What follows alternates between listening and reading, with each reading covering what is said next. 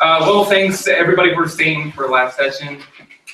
So the goal of my talk, the aim of my talk is pretty simple. I just want to defend the argument from the possibility of junk from a few objections that have been recently raised against it in the literature. So, I will be happy if I convince you that these objections are not any good, right? So I'm not actually going to defend that the argument is sound, but if it's not sound, it's not for the reasons that that these people think that it's not sound, right? Okay, so what is the argument from the possibility of junk? Well, first of all, it's an argument against the necessity of a certain view of a composition, namely mirological universalism, or just universalism for short. Universalism says that every collection of concrete objects composes a further concrete object. Before presenting the argument, let me just make a few remarks about terminology. So the way I will use the word composition, what I mean is that the x's compose y, if only if y is a sum or a fusion of the x's. So this is not the way that everybody uses the word. So for instance, Benning-Wagen, for Benning-Wagen, the x's are the x's compose y, even only if the x's y is a fusion of the x's and the x's are disjoint, right? They built disjoint into the notion of composition. That's not the way I'm going to use it. So on my usage, say my whole body and my left toe compose my body, even though they overlap. And y sum of the x's, even only if every z among the x's is a part of y, and every part of y overlaps at least one of the x's. That's completely standard. And finally, just one remark about my use of the term collection. When I speak of collections, by collection I don't mean an object or a collection. On my usage, a collection is not a certain kind of object, or the way a set, for instance, is an object that has, for instance, the set of the x's is an entity, in a sense, over and above the x's that has the x's as constituents. When I speak of the collection of the x's, I just mean to be plurally referring to the x's themselves. Okay, so here's the argument. So the first premise is that it is possible that non-vacuously every concrete object is a proper part of a further concrete object, right? So the motivation for this premise is threefold. So the first part of the motivation is that well, it just seems conceivable that this could be the case, right? If anybody here saw the classic Men in Black, there's this great ending where first you see a shot of the Earth, and then it zooms out a little bit, and you sort of see the solar system. It zooms out a little bit more. You see the galaxy. It keeps zooming out until you see the universe. And as it turns out, our universe is contained in a marble. There are some aliens playing with the marble. Now just imagine that the universe that the aliens inhabit is itself contained in a further marble, and so on ad infinitum. And now what you're picturing should be a junky world, a world where every object is a concrete part of a further concrete object, because everything is a proper part of the universe, and every universe is a proper part of another universe. The second part of the motivation is just that several prominent philosophers have taken the idea of junky worlds seriously. And the third one is just that there are junky models of non-classical mereologies. And so the second premise is that if universalism is true of necessity, then it is not possible that non-vacuously every concrete object is a proper part of the concrete object. And I will tell you the motivation for this premise in a bit. And if you put one and two together, well, you get a conclusion that universalism is not true of necessity. So the rationale for premise 2, which I would call the incompatibility claim, is just that well, if universalism is true of necessity, then necessarily there is the largest concrete object, if there are any concrete objects at all. So just pick any non-empty world and consider the collection of every concrete object that exists in that world. According to universalism, that collection of objects composes a large object, right? What I mean by the largest object is an object that is not a proper part of another concrete object, right? So call that object the universal object. The universal object cannot be a proper part of any object because it has every other concrete object as a proper part. So if it is a proper part of something else, then there are two objects that are proper parts of one another, and that's impossible. The second premise is necessarily every concrete object is a proper part for the concrete object. There is no largest concrete object. I take that premise to be obvious. And if you build it 4 and 5 together, then you get that if universalism is true of necessity, then it's not possible that every concrete object is a proper part of further concrete object, if there are any concrete objects at all. And that's just the claim that that's just claim 2 in the previous argument. That's what I meant by non-factism. So the first objection that I want to talk about is has been put forth by Jonathan Schaffer in the course of dependent priority monism, and the argument goes as follows. So the first premise is that at every world there is a concrete object that is a proper part of no concrete object, namely the world itself, right? And the second premise is that it is possible that P, even if at some world P, so it follows that it is not possible that every concrete object is a part of a further concrete object. So so 8 is relatively incontroversial. So the crucial premise of the argument is 7, right? So it's important to get clear on what the motivations for 7 are. And as far as I can tell, the only motivation for 7 is that it is supported by a modal realist account of the dicto possibility. In fact, it is supported by. In fact, it follows from what I shall call the standard, or what I should call the modal realist standard account of the dicto possibility. So what is the modal realist standard account of the dicto possibility? Okay, so as you may know, the modal realist accepts plenitudinous plurality of concrete possible worlds, just like ours, except that there are different different things are going on in there. So the purpose of that ontology is to give you an account of the dicto, among other things, is to give you an account of the dicto possibility. And modal realism is a world-based account of the dicto possibility. And by that I mean so according to world-based, what I call world-based accounts, P is something is possible just in case it is represented by a certain kind of entity, a world. And here, to call something a world is just to it's not to say anything about its nature. It's just to say that it is the sort of thing that plays the role of represented possibilities, right? So, so any world-based account has to answer 2 basic questions. First, what is the nature of those entities, right?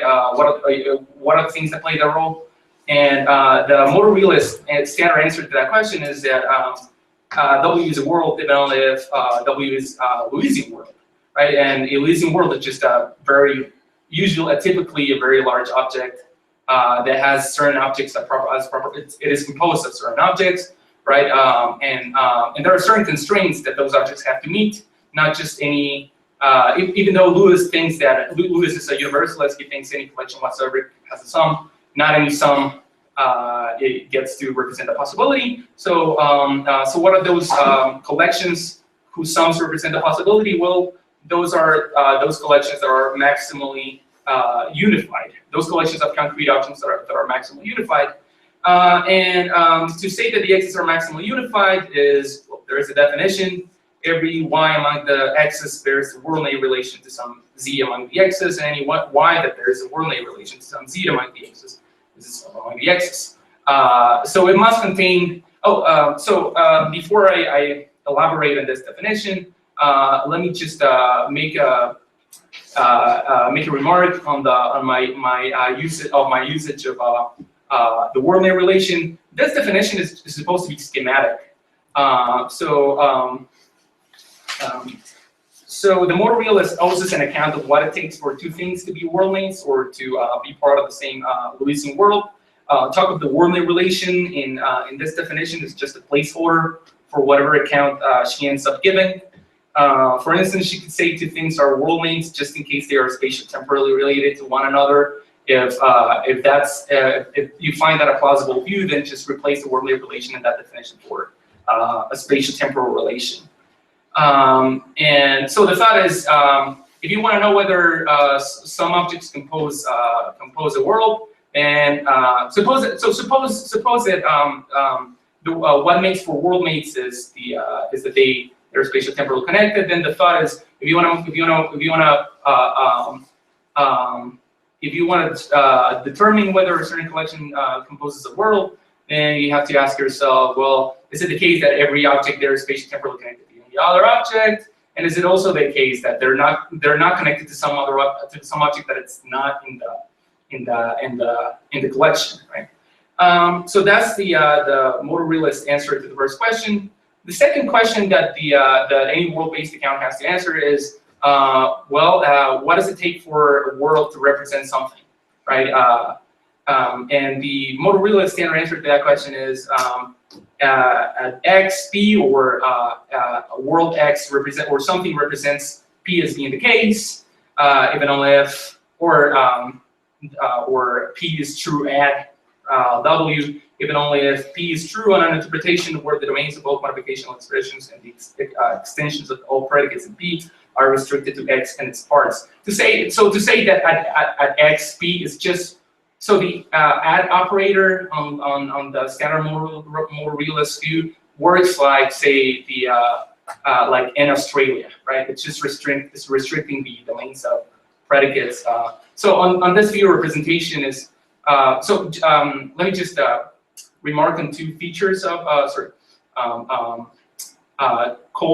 draw attention on to two features of this answer. First, well, representation is a matter of domain restriction, right? And the second one is that representation of a singular notion. A representation is something that a world individually does, right? And this is going to be important. Given 10 and what I call the modal realist standard account of the dicta possibility is just a combination of 10 and 11.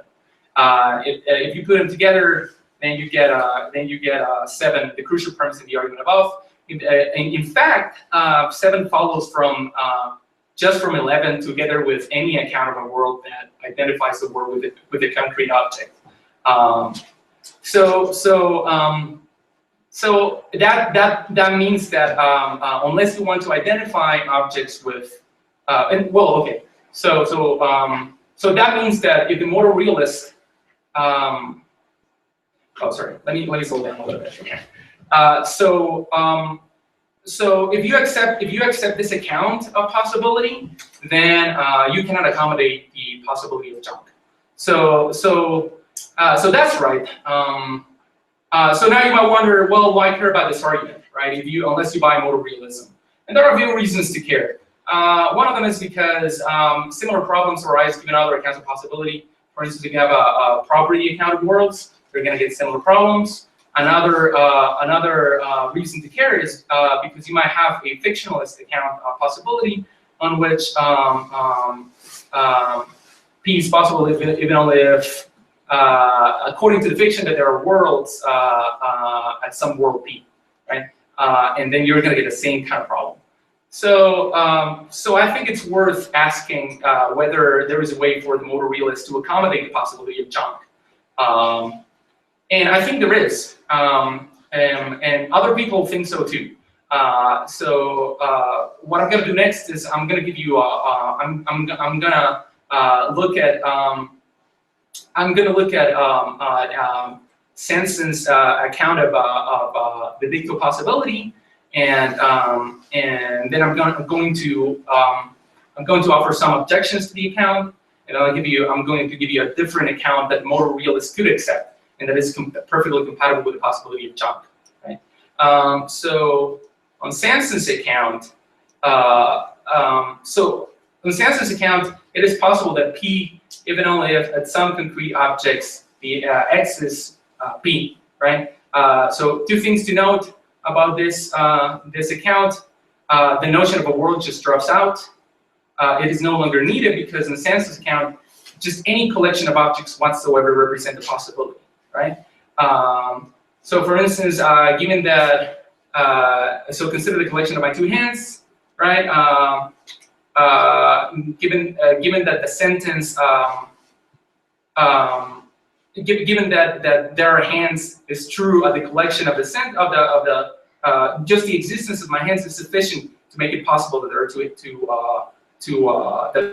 there are hands, right? So the other thing to note is that that on Sans's account, possibility representation is a plural notion, right? So, but other than that, the account representation is pretty much like the standard modal realist account. So again, representation is just a matter of domain restriction.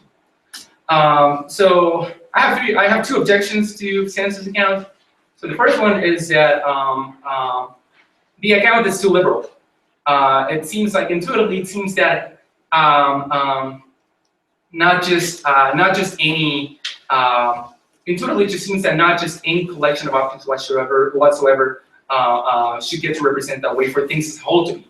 It seems intuitively it just seems that things that represent possibilities have certain kind of unity to them that things that do not get to represent possibilities just don't have. So let me just say, so this might seem obvious. So let me just say something as to why Sanson ends up proposing this account. So one problem that the modal realist has is that she shouldn't give an account of the Wormley relation, and as it turns out, that's actually pretty hard to do. So one way of going about it is just to give up talk of forget about the Wormley relation and just let any relation of any collection of concrete objects represent the possibility. So that's one motivation for having this account. Now note that the account is perfectly consistent with the possibility of junk. So to see that, consider world W1 such that every proper part of W1, every concrete proper part of W1 is a proper part of a further concrete proper part of W1. Now consider the collection of all the objects that exist at W1 except for W1 itself. The sentence, every concrete object is a proper part of a further concrete object comes out true relative to that collection. And that's sufficient, that guarantees that junk is possible, right? So the account does accommodate the possibility of junk. But as I just said, the account just seems too liberal. Second objection is that on his account, the possibility of junk is not inconsistent with universalism being unrestrictedly true, right? So something funny is going on with something funny is going to happen with this account of possibility, because it's going to turn out that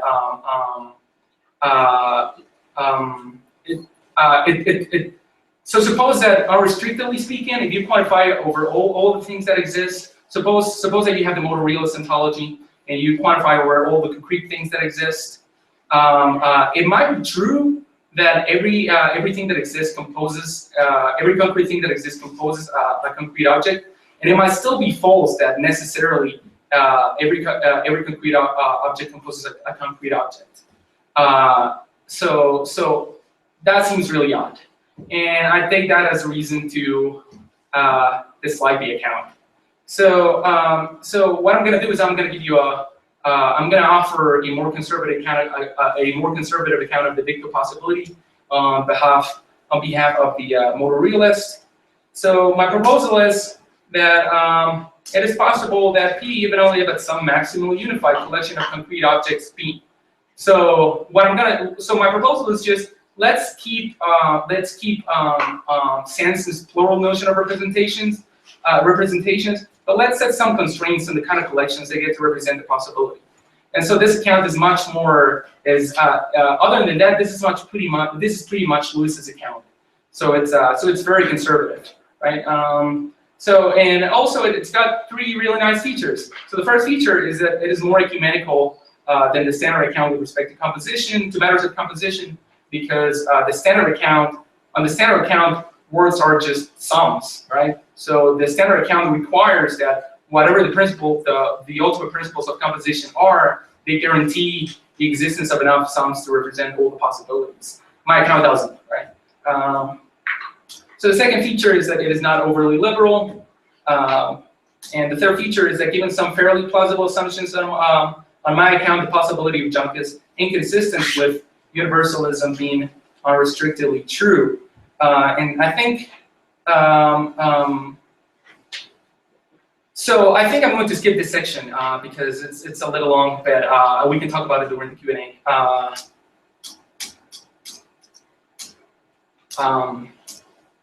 Okay, so there's only, as far as I can tell, there's one big problem with my account, as I just stated it. So the one big problem is that you might think that it's possible for, so suppose that you think that the world-near relation is some sort of spatio-temporal connection, right? You might think that it's possible for two objects not to be spatio-temporally connected at all, right? Or whatever it is that it takes for two objects to be worldmates, you might think that it's going to be possible for two things to not to be connected in that way, right? So if that's the case, then my account fails at capturing that possibility, right? Because in my account, you need to have two things if you want to say that it is possible for two things to be anything, those two things have to be among the same maximal unified collection, but that means that they're going to have to be related in whatever way is necessary for them to be worldmates. I think that's a serious objection, but I think there is an easy fix to that. Just say that it is possible that P, even only if at the union of some maximal unified collection of complete objects, P, right? And union here doesn't, I'm using union kind of in a loose way. I don't mean a set, I just mean like a collection. So for the x's to be a union of the y's and the z's, is just for the x, for everything that is on the x's to be either on the y's or on the z's. So this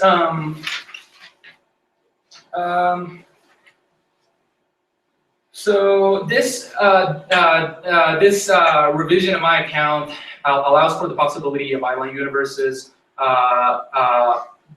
to see that just pick one object from one maximal unified collection and another option from a different maximal unified collection. Well, those objects are among the union of those two collections. So the sentence, this object and this other object are so related comes out true relative to the union of those two collections. So so that's the first part of the paper. The second part of the paper is an objection to the incompatibility claim, right? Oh, so let me just summarize this part of the paper. So what I try to do is to show you that even if you're a motor realist, you have a way to there is independent reason for you to revise your account of possibility in such a way that the revision is compatible with the possibility of junk. And so I take it that undermines the motivation for Schaeffer's original argument against the possibility of junk. So even if you're a motor realist, you shouldn't be moved by that argument. Okay, so the second objection that I want to consider is an objection to the compatibility claims, right? Gabriel Contessa has this objection to the compatibility claim. He said to the incompatibility claim. He says, well, let's just distinguish between two views that might deserve the label universalism. So according to strong universalism, every collection of concrete objects composes a concrete object. That's the view that we've been discussing so far. And distinguish that from this other view, any two concrete objects compose a concrete object.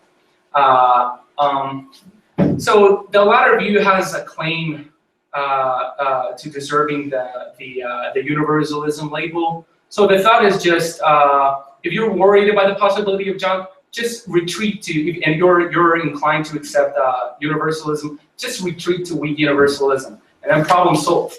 Okay? So that's sort of that's the gist of the objection. So what I think this response to the argument fails.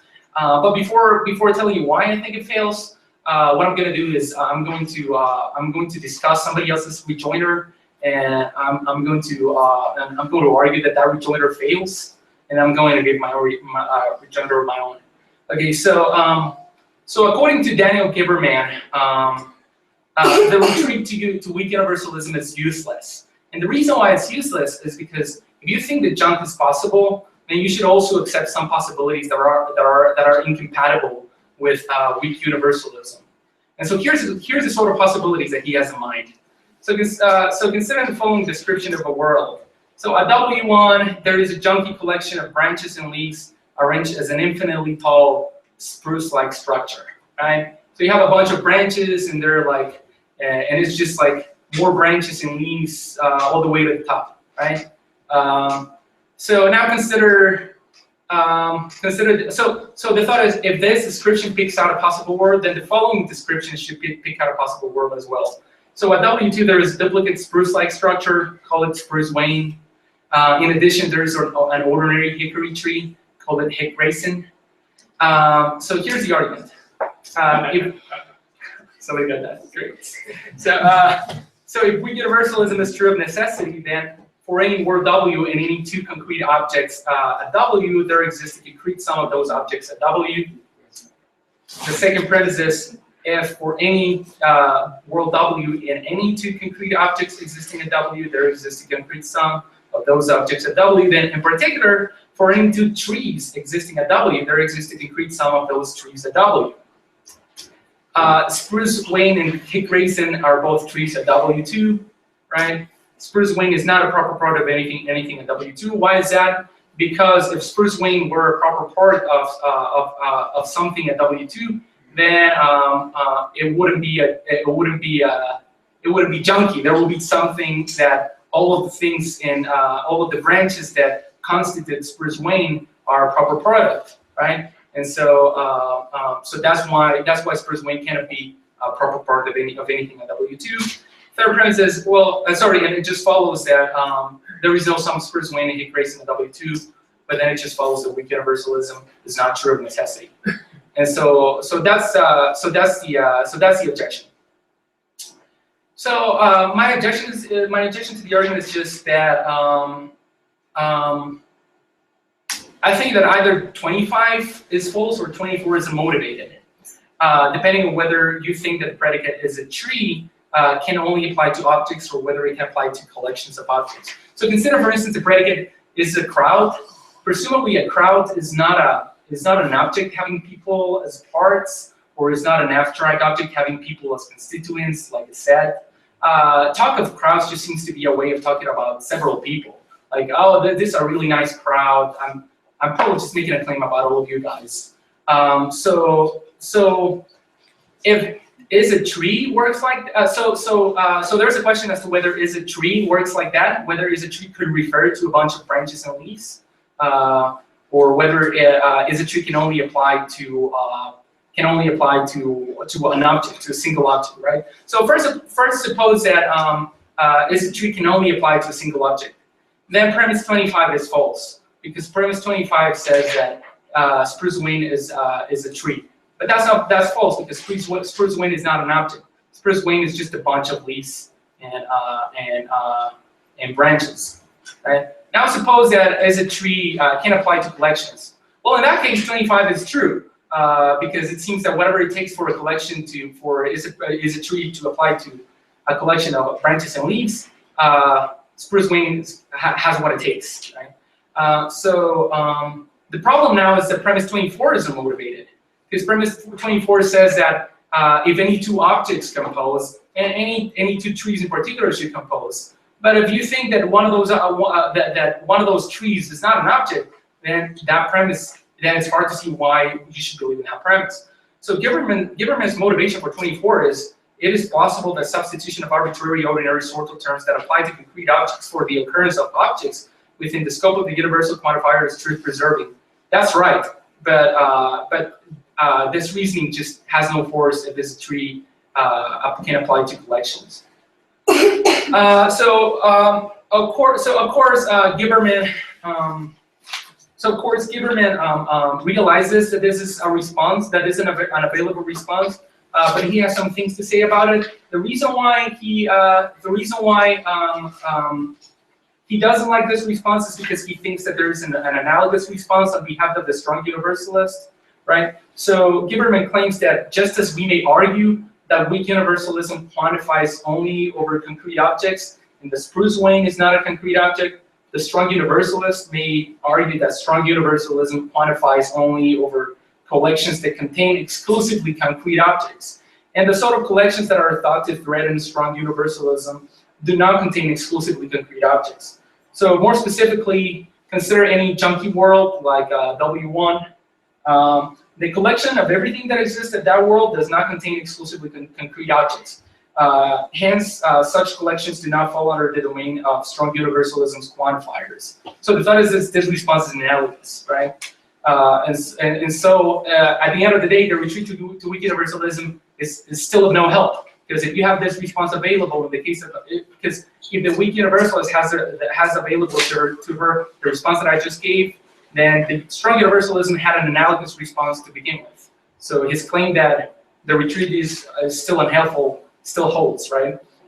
So what are the things that junky worlds contain that are not concrete objects? So well, consider the collection of everything that exists at W1. All the branches and leaves.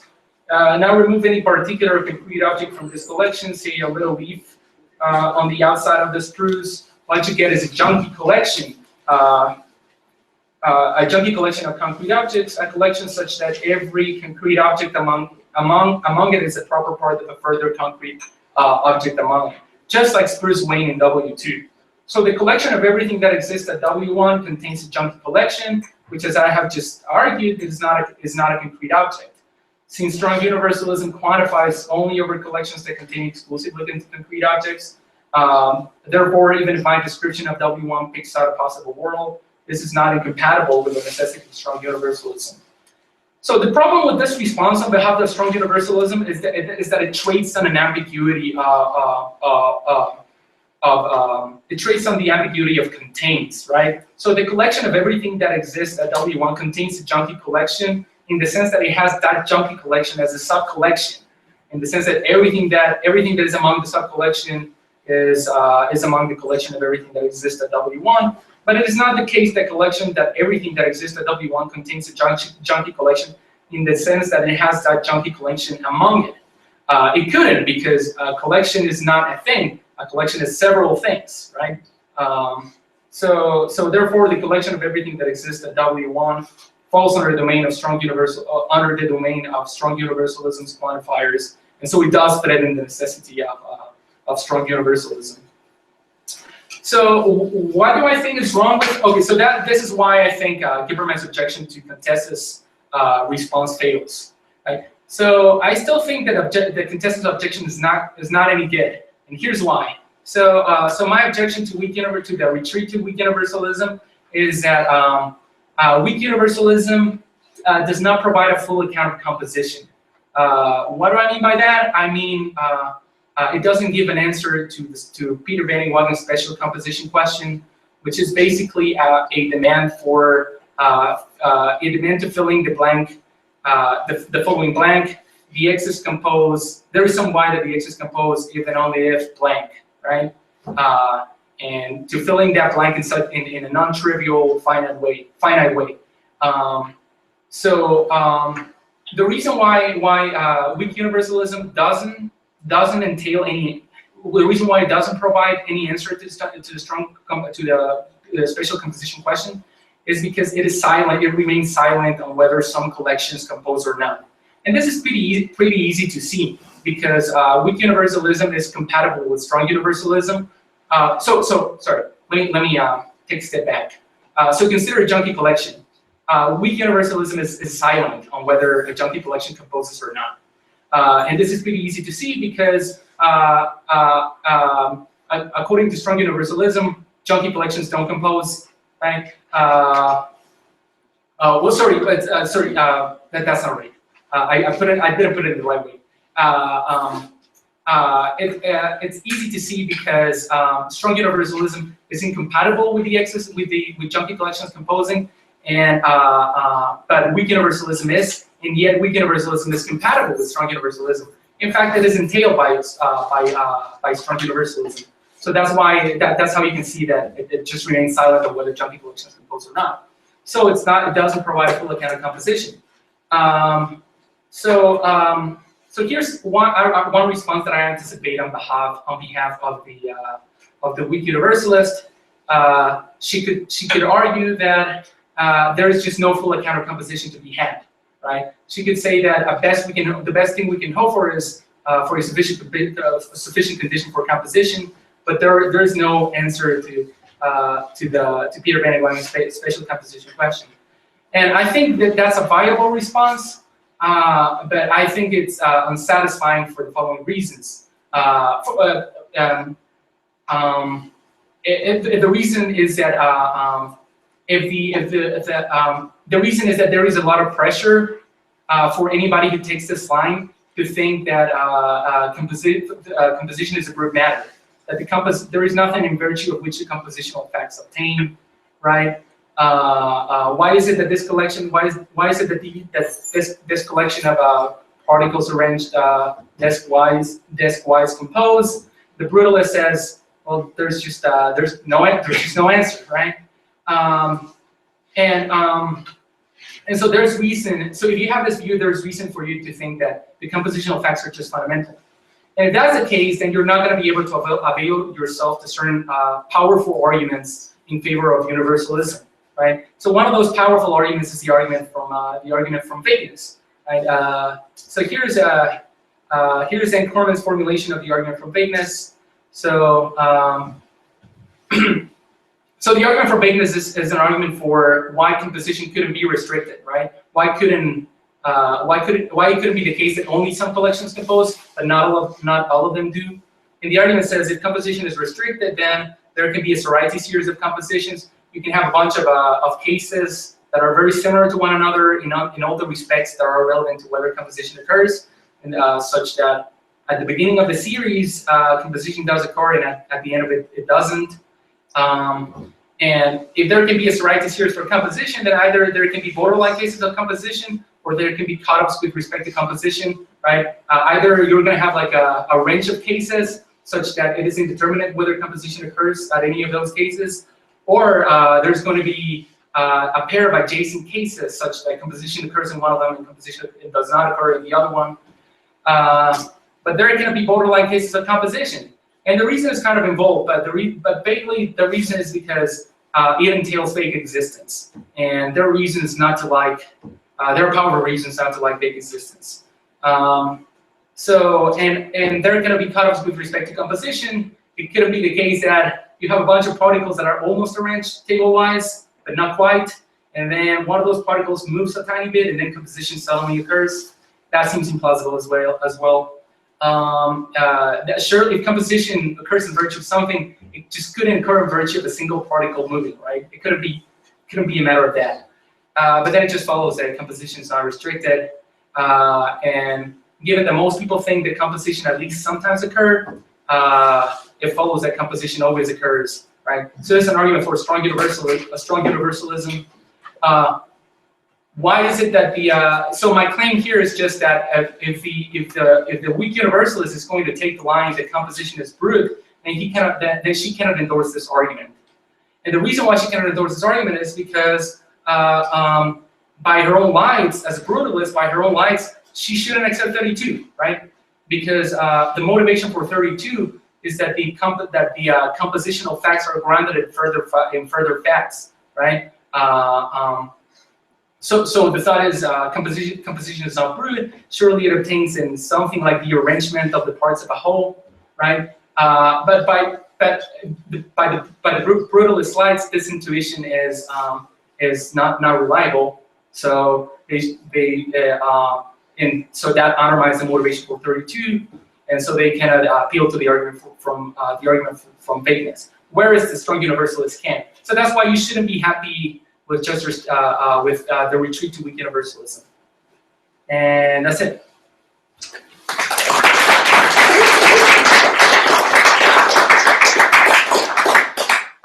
Thank you very much. Now Moisés is going to reply.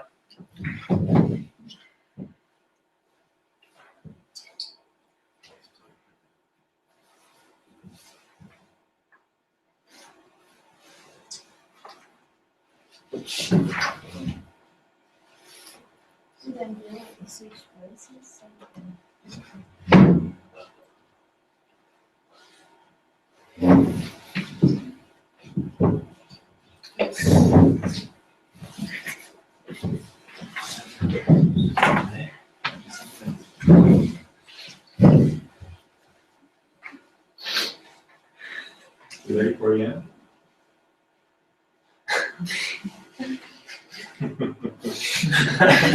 ¿Qué pasa?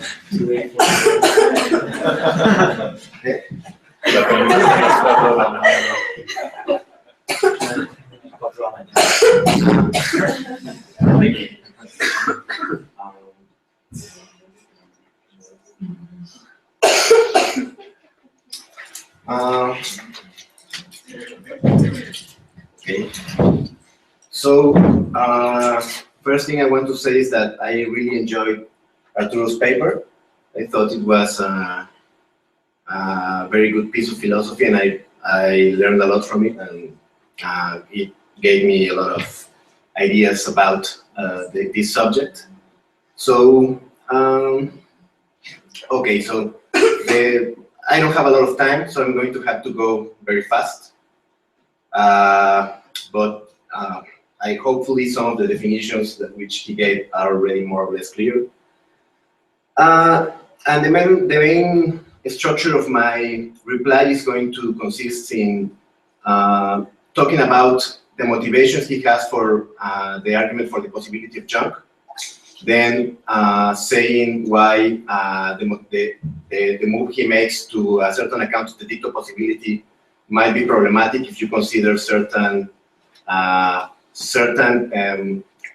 possibilities about mereology in logical space. Then I'm going to, while I do that, I'm going to discuss other issues with the dicto accounts that he discusses, like Samson's. And then I'm going to go to the two other sections of his paper, discussing Giberman's argument and his views, and why I think that there might be some response for the supporter of Giberman. And then I'm going to discuss whether weak universalism entails brutalism, or whether there is some exit that the weak universalist might take given the arguments that Arturo has given. So here the main argument, it consists of two premises: the possibility claim, junky worlds are possible, that is, worlds where every object in collections, where every element in that collection is a proper part of another element in that collection, and that will be incompatible with strong universalism, which is basically the claim that for any collection of objects, they have a fusion, right? And that fusion is a unique object. It's a totality object, and in the partial order, which is a mereological structure, it would be the object that is above every other. And the idea will be that, well, okay, since this object, the fusion, is not a proper part of any other object because the proper part relation isn't reflexive, then if every possible world has such a totality object, then in no possible world is junk possible, right? That would be the Schaffer's argument, and that would be a reason why the premise 2, the incompatibility premise, will work. And the argument he used for premise 1 is basically he endorses, or seems to endorse, the reasons that the proponent of the junk argument has given, and these are basically 3 reasons, right? So the reason number 1 is that junky worlds are conceivable, and so he gave you a story about the world from Men in Black, and there was also this advertisement from Pepsi many years ago about some people who live on ice. Also, that world seemed to be junky. So premise 1 has certain problems, right? So when he says they are conceivable, plausibly he means, I talked to him about this, so he doesn't mean that it is conceivable for a perfect reasoner. So it seems to be conceivable prima facie for reasoners like us, for all we know. So that might give us reasons to think junk is possible, but they are defeasible reasons. So premise number 2 is that prominent philosophers judge them possible. What I think that the problem that this premise, that this reason has is that it's not very clear to me that, for example, someone could say something like, okay, so the mathematicians or the physicists believe that this conjecture or this hypothesis might be true. And one might be inclined to think that certain epistemic communities have certain grounds for making certain some claims, right? But what I'm not sure about is whether philosophers are in a similar position, so that you could say that as an epistemic community they are entitled to make certain claims. Some people might think that yes, they have earned that right. I'm not going to say whether I'm not sure whether I agree or not. So 2 might be false, or it might collapse into 1. It could mean that some philosophers conceive this, but then that will be 1, right? And number 3 will be that there are junky models of formal mereology. And this, I think, could also give us defeasible reasons, but since there are also models of non-junky mereology, it's not just classical mereology, or models of gonky mereology, and all of these models seem to be describing compatible realities, then it seems that the mere existence of these models doesn't give us sufficient reasons for believing that they are metaphysical possibilities. So, so here's the modal realist accounts that he's going to be discussing. So his strategy is to say, okay, so one of the main argument perhaps for rejecting junky words is Schaffer's argument. And Schaffer's argument relies on a special sort of the dicto possibility claim.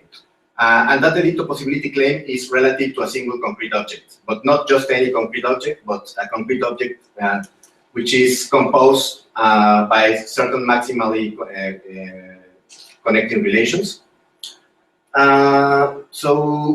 But maybe there are a couple of things that I would like to say here very briefly before going to this point, which is that I'm not sure it is, maybe this is a very merely verbal point, but I'm not sure calling this view modal realist is the best idea, because you don't need to commit yourself to the whole metaphysics of modal realism, but only certain claims about how to interpret the dicto possibility and certain claims about what sort of objects worlds are. So, for example, you could say that worlds are, with the thing theorist, certain objects, certain maximally spatiotemporally connected things, or something like that.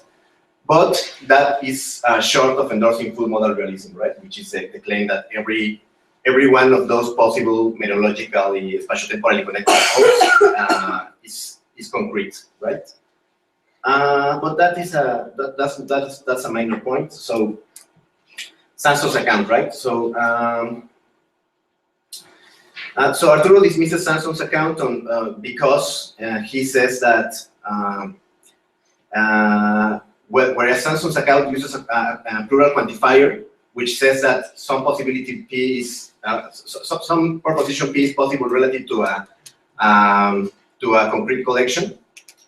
He says that it loses bite with respect to the junk question, in the sense that it is compatible with junk, but trivially, all right, because you could restrict the domain, so not to take into account the totality object, and that will make junk trivial in a sense, right? But perhaps there will be a way to strengthen Sanson's account, and I might get back to this later. So you mentioned in your paper also Philip Bricker's version of modal realism. So very briefly, Philip Bricker's version of modal realism, he accepts worlds as maximally spatiotemporally connected meteorological objects, but he also accepts that there is something he calls metaphysical reality, which is a container of these Lewisian worlds, and he accepts a form of radical actualism about these worlds. So all these worlds will be actual, but since they are spatiotemporally disjoint, then Einstein universes are possible, right? So So perhaps my point is my point will be that there could be a way for us to restrict Samsung's plural quantification over the domain of metaphysical reality which Bricker provides, so that you could say something like, okay, if we quantify plurally over certain wholes or classes connected in the right way for complete possibility in this domain, then that will not take the bite off from the jump question, right? I don't know, maybe that's a suggestion. Okay, so, but here's Arturo's account. So he wants to say that Samsung's account, since it loses bytes, should better be traded for an account which is consistent with prima facie with universalism. So, and he uses the notion of maximal unified collection. And there's a revision of. I have 5 minutes. Okay, so okay. But okay, so I'm going to. Okay. But that account might be problematic for certain reasons. So what I do here is I briefly explore an argument which points to perhaps a possibility in logical space. So the idea will be that this is going to be hard to follow, I'm sorry, but so Philip Bricker tells this story in one of his papers, which is very entertaining, right? And he says, imagine there's a world which lasts an infinite amount of time, right? But not just any infinite. So the structure of this world will correspond to the structure of the von Neumann ordinals. So, for example, you will have a number of years, an infinite number of years, and then that will have there will be a top to that, and after that there will be another sequence of years like that. Those are the omega sequences of years. And in Cantorian sense, you can collect all those sequences of years and then generate a new sequence of years after that, which will be another omega sequence. And the idea will be that there's prima facie there seems to be nothing incoherent about imagining a world that has this structure. And also by the likes of the people who endorse the junk argument, it seems that since the theory of the von Neumann ordinals is a theory which can be generalized in higher order logic, then the relation between every ordinal could be made to stand for the proper part relation or something of the sort, right? So the subset relation will be translated to the proper part relation, etc. So that seems to be a logically possible structure. So we will have basically the two reasons that the proponent of junk has. On the one hand, certain conceivability view, on the other hand, a certain formal calculus. And a world that will have this structure will have the characteristics which I will call closed junk and closed universalism, right? Closed junk because there are totality objects which aren't part of any other, but these are objects of other type, right? So the closed junk and closed universalism will more or less be thesis like this, right? So closed junk will be the thesis that for every object of the same type in a collection, no object in that collection is a proper part of any other, and closed universalism will be something like there is an object that fuses all elements of a lower type in a collection, right? And it seems that we can conceive that such worlds exist. There are elements to believe that those two views, closed universalism and closed junk, are composable. And so maybe what someone will say is, well, perhaps these views, the traditional views, junk and universalism, are not the right views in logical space, but these other views, which recover some intuitions that we might, that some of us might have, are correct. And if that is so, then there is a view, for example, in the literature on the philosophy of mathematics by Michael Resnick, which is called in-res structuralism. And that view says that mathematical objects have certain concreteness and exist in the sense that they are in the world instantiated.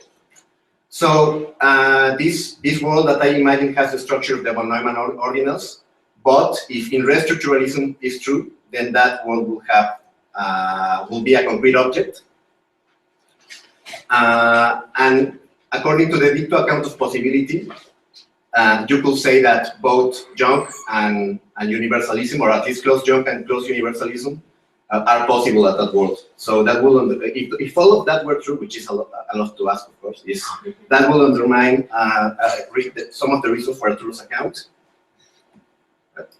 1 minute. Yeah, almost. Okay, so I don't have a lot more to say, but, but I have a lot more. So what I will say is that there are certain responses that the person who endorses weak universalism could give in order to avoid the collapse into brutalism. So one will be that these junky collections, these junky known words that Lieberman mentions, one may think, well, these are infinite objects. They posit infinite actuality, so they might not be objects. They might not be objects after all, right? So he says they aren't objects, so they can go into the quantifiers for weak universalism, which are single quantifiers.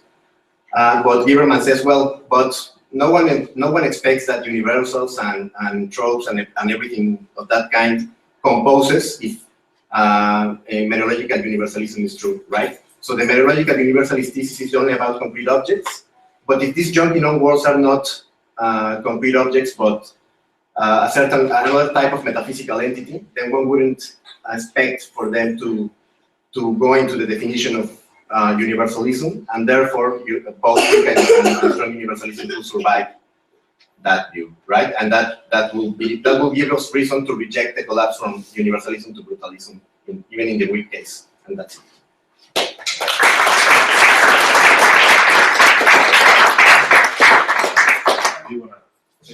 Sure thing.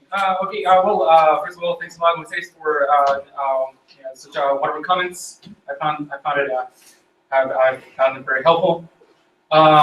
So the first thing is the first part of the comments was about the motivation for the possibility claim, and so here I have to do a lot of clarification, I think, because I think you and I are in agreement about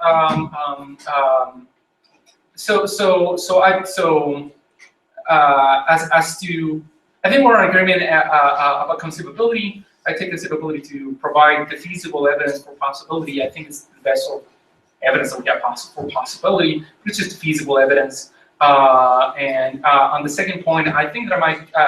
So I take the consideration that the prominent philosophers have taken the idea of junk seriously. I take that to provide good reason, because so prominent philosophers are trained in recognizing the content of what they take to be conceivable. They're trained to make subtle distinctions. For instance, they're familiar with strategies for deflating intuitions about conceivability. So I think all of this accounts for. So the thought is, at least they cannot be wrong about what they take to be conceivable, or well, not that they cannot, but at least you have good reason to think they're not mistaken about what they take to be conceivable. Right, so that's why. So in there it's possible we just really have a genuine disagreement. And as to the third point, I agree that the stuff about junky models of non-classical meteorologies, I agree that doesn't provide reason.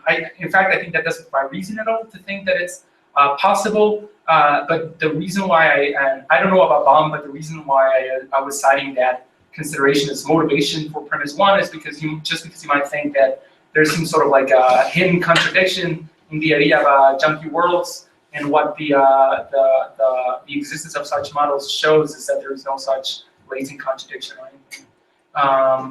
So, and the other part was about the closed universalism and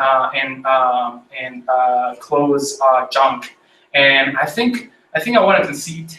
I think I want to concede that those scenarios are possible when you have a certain kind of whole, but maybe a non-meteorological kind of whole. I think that has this hierarchy as constituents. I'm happy to concede that is possible, so long as the thing that has the elements of the hierarchy as constituents is not a concrete thing. So a lot of what's going on in this paper is writing my restricting universalism to concrete objects. I have two restrictions, right? Like I've characterized universalism as the view that every collection of concrete objects composes not just anything, but also an object that's concrete. And a lot of it is, and that qualification is more important than I've led on, because in fact if you drop the qualifications, in fact there's a very interesting argument that the unrestricted version, just call it neurological. Just call it unrestricted composition. The unrestricted composition, in fact, entails an unrestricted version of junk, given certain controversial views. But the reason why I didn't want to focus on that is because I still want to weigh in on those issues.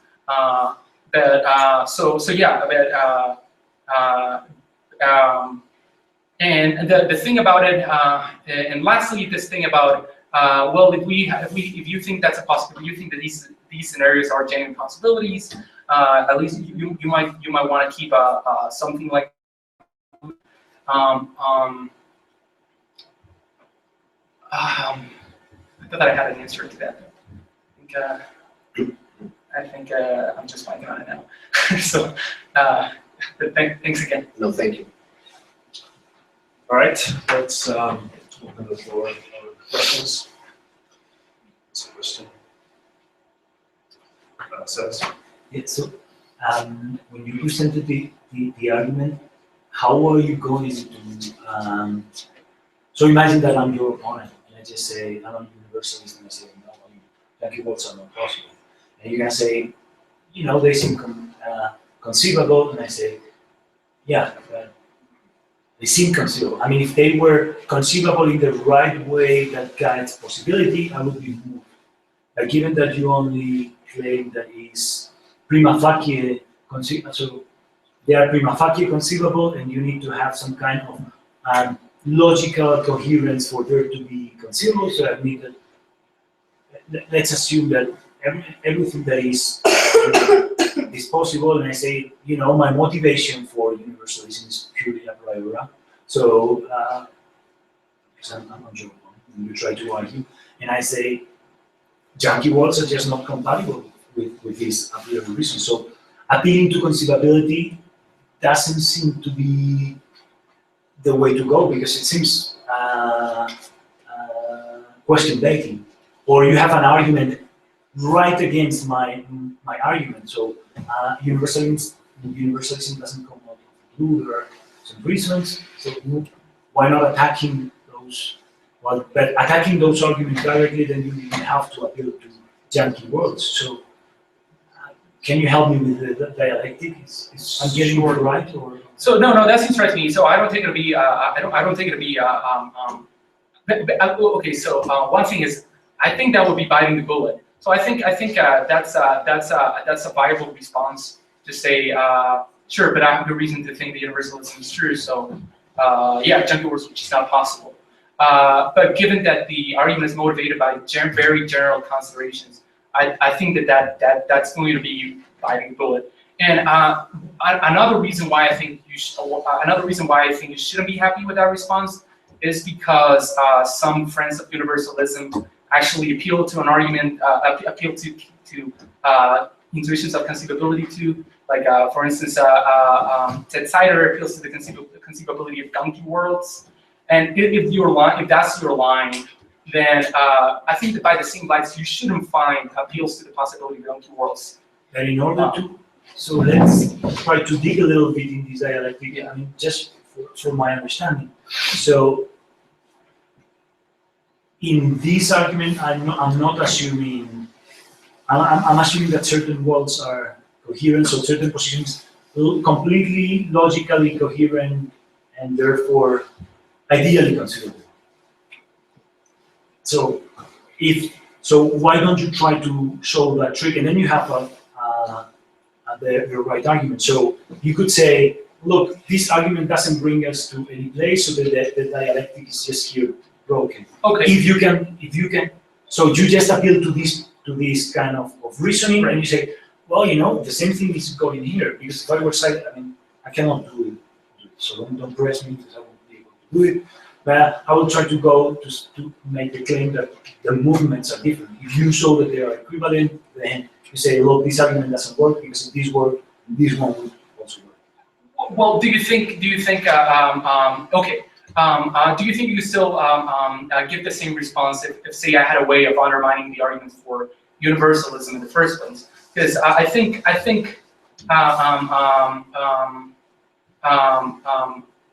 some of the arguments for universalism, I don't think they're compelling. And if that, it seems like if you think that the arguments for universalism fail, like the arguments from vagueness or other arguments, if you think that those fail, and you have also like prima facie. So yeah, so on its own, sure, it's not. There's going to be stalemate probably. So that's instructive. Yes. Yes. With your restricted definition of concrete objects, does that make the possibility of gunky mereology impossible, or is there still room for that, I guess? So I take everything that I have said to be compatible with the possibility of gunky worlds too. Okay. Yeah.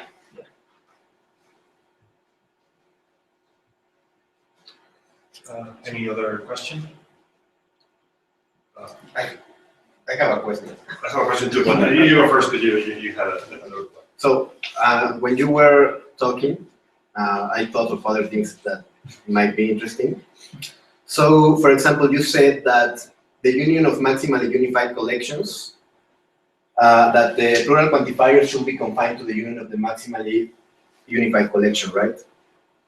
To that union. But the issue is that you wanted the maximally unified collections to represent worlds because you wanted to represent complete possibilities, right? So what I am not sure is that you are entitled to the union of those collections, because it seems that the relations that hold together the collections are the sort of relations that would represent possibility, but the union maybe not so much. So I'm not sure. I mean, maybe that would be something that I would like, perhaps, if you could say something. I think I'm just going to concede the point. I agree there is a tension between the way that the objection that I put forth to census account and so I said that it was an easy fix, but it's actually not an easy fix, because then the question is, well, if not any collection has what it takes to represent a possibility, how come that unions do? I'm not sure how to answer that question. Okay. Yeah, that's. So I have a question. I found your arguments pretty convincing. I would like to know what you think about an argument of this kind against Schaffer's view. So it's not an argument that's complete as yours. It's just an argument that tries to show that there must be something wrong with what Schaffer says. So let's assume that modal realism is true. I would think there has to be a possible world that has a top level. So it's not a gunky world because there's the largest object. But in a sense, a world like this could admit some kind of junk inside, in the following sense. So assume that it's a world such that we'll take an infinite number of steps to go from the floor to the roof. And then, so there could be an object that is a proper part of another object that is a proper part of another object ad infinitum. And you'll never hit the top, so it seems like there's a bit of junk inside the world. And if this world is possible, why couldn't there be a Musean world where you just knock the roof out and then there is the junk? What's left would be a junky world. I'm not at all sure this is coherent, but at least I can picture like the roof and the floor, right? It's just a figure, so because It's a follow-up on this. If I can, so the idea would be that every object composite without committing yourself. If I am following you, without committing to yourself to the existence of a particular object, which is that right? Or, it's because what I was going to ask you. So you accept that every object is a proper part of an object without committing yourself to the fact that there is an object which has an appropriate part. That there would be not having a rooftop. I'm just trying to picture a world where there is some kind of junk inside. In the sense that there is an object that is a proper part of another, that is a proper part of another, ad infinitum, but there is a top in the first world I'm considering. And then I'm thinking, well, if this world is possible, why shouldn't the model realist grant that there's another possibility that is just like the first, except that there's no roof? What would be wrong with that? Maybe there's something wrong. It's a legitimate question. I don't know. I don't think there's anything wrong with that. I mean, I think the standard model realist should be perfectly happy to accept the capped junk universe, junky universe. Yeah. That if he decides to go, so and I also see the force that if you think that this is conceivable, why not think that this other one is conceivable? And I think. But if you do think that, then that just and I think that's just I want to say that that's just like more like fodder for my case, because then you need to say that when you only have the hierarchy, you want to say that the hierarchy itself without the rooftop, that also represents a possibility. So, yeah, no, it's an attempt to support your view further. So you would agree that this would be a line of argument against Schaffer, you think? I think that, well, part of what he says at the beginning is just that if you want to pursue that line of argument, then you need a different notion of the dicto possibility, right? Because that world you have in mind will not be a single concrete object, but a junky collection, in a sense, which is maximally spatio-temporally connected. Yeah, so that's why I started saying that it's not as complete as his arguments, because I don't feel the detail about how to define possibility if you recognize this kind of possibility. Yeah. Any other questions? Sebas? So I just misunderstood this question, so I'm going to make one. So isn't it possible? So imagine that your opponent accepted there are junky worlds, and you want to resist the claim that this is incompatible with universalism by having a non-classical model according to which you have an infinity without committing yourself to the, that was what I intended to say, without committing yourself of. So the problem, if I understand, because I'm not sure, is that, so once you have universalism, every object has another object that's for the part, you have the whole, it's where you have the problems when you work together with universalism. But in non-classical models, you can resist. If you accept a non-classical model, it seems a coherent, worth exploring possibility, denying that you are committed to this highest level. So you have a hierarchy, and then you can claim that for every object, that was the game.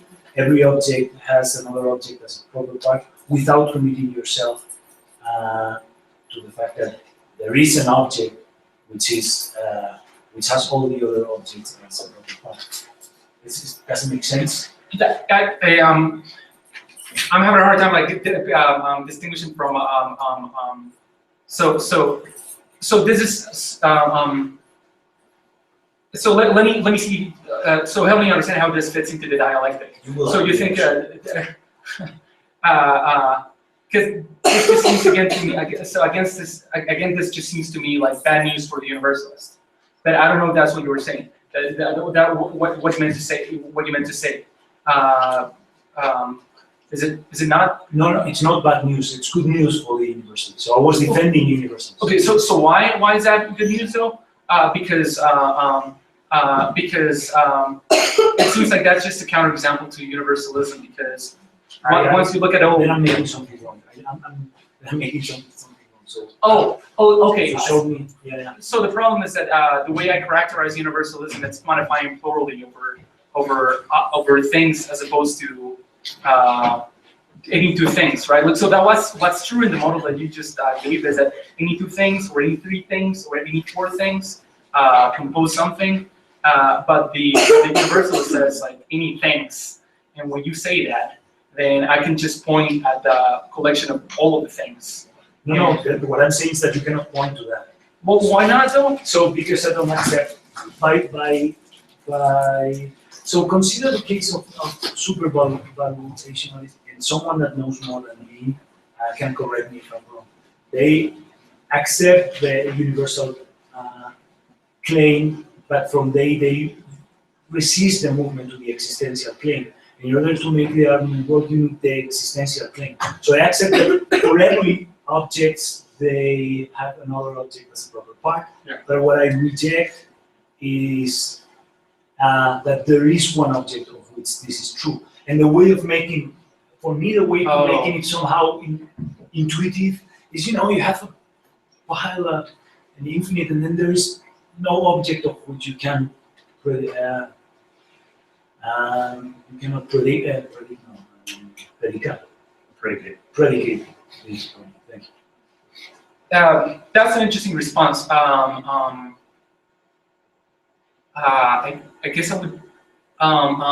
So I can see how it goes with the analogy to supervaluationism. Because I do need to point at the object to say that object is not a proper part of anything. But what would the motivation be though for I mean it seems like I cannot like if you can make it work, that seems like like a potential response, I guess. Any other questions? Okay, so when you were talking about Gibbard's argument, one of the issues that we discussed before and right now is that the claim is that weak universalism is basically the idea that for any two objects, there is a further object they compose, right? And the examples you give are the infinite tree in the world W1 and the infinite tree and the hickory in world W2. Certainly the infinite tree and the hickory in world W2 can compose, because otherwise the infinite tree would be a whole, a fusion. Therefore, in W1 there is a junky world where you have the infinite tree. And you say, well, but maybe one way to block the argument from weak universalism, what Gibbard says is to say that either there are objects or they aren't objects, but whatever is the case, there are problems for the view, right? But you say these infinite trees aren't objects. They are only pluralities of things, right? And I said something about, well, maybe they could be another type of metaphysical entity because they are actual infinities. But I was thinking that there maybe was another line of response. So suppose something like monistic substantivalism is true, right? So if monistic substantivalism is true, then the basic entity is space-time, okay? And a material object is nothing but some region of space-time which has certain properties. And there doesn't seem to be anything prima facie inconceivable in the idea that you could take an infinite junky tree and have it distributed over a spatio-temporal region, right? But if monistic substantivalism, you are forced to identify any material object or any collection of material objects with a certain spatio-temporal region, then certainly you could identify the infinite tree with a certain spatio-temporal region having certain properties. And in that sense, maybe it could be a value for this quantifier in weak universalism. I'm not sure, maybe.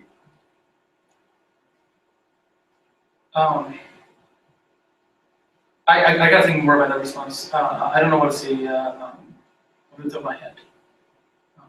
Yeah. Any other questions? Right, then let's thank our speaker.